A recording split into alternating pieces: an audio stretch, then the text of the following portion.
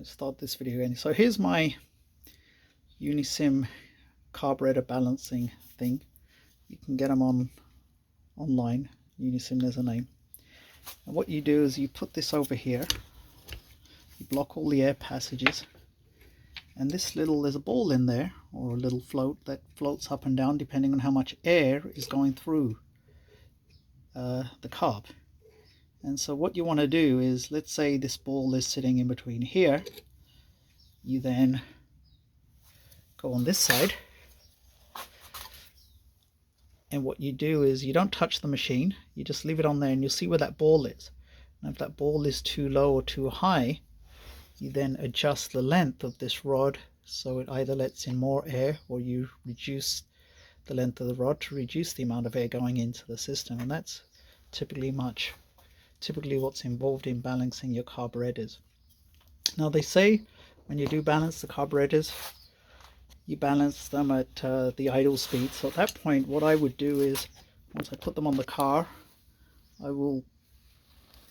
there's a couple of things which is interesting, is that, you got a new set of carbs and the car won't start because they're too lean or too full, but it will run rough. But try and get it running, and then adjust the idle. And that's that. What I do is I like to touch this one only. This is the idle for the right carb. Adjust this so that your idle speed is about 600 to 800 RPM.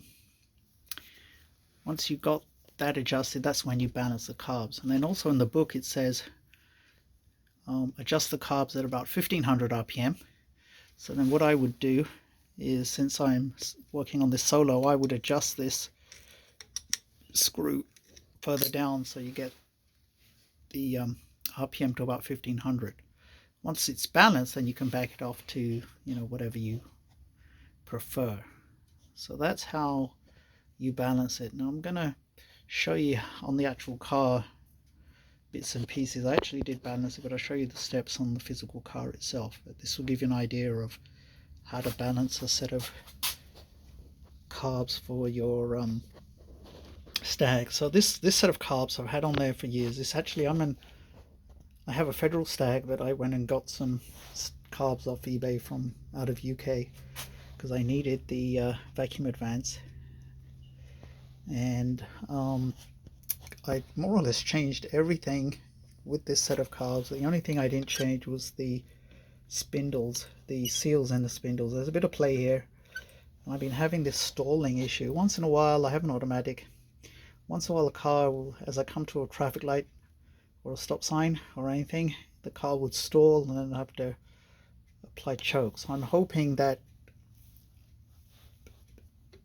the new set of cars, well, the reconditioned ones that I rebuilt, will fix that, resolve that issue at least. I'm hoping. I had adjusted the temperature compensators. There's videos on how to do that.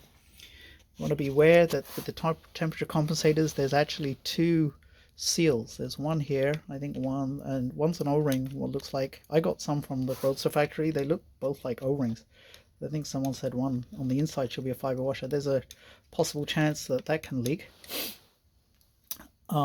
Definitely the spindle seals. There's a bit of play here. Let me turn this around. And oops, sorry, bit of play, not too much play on this one. Also, another thing when you're balancing the carbs on this side, this is the choke adjustment. You want to make sure that's off completely so that doesn't interfere when you start doing the tune-up.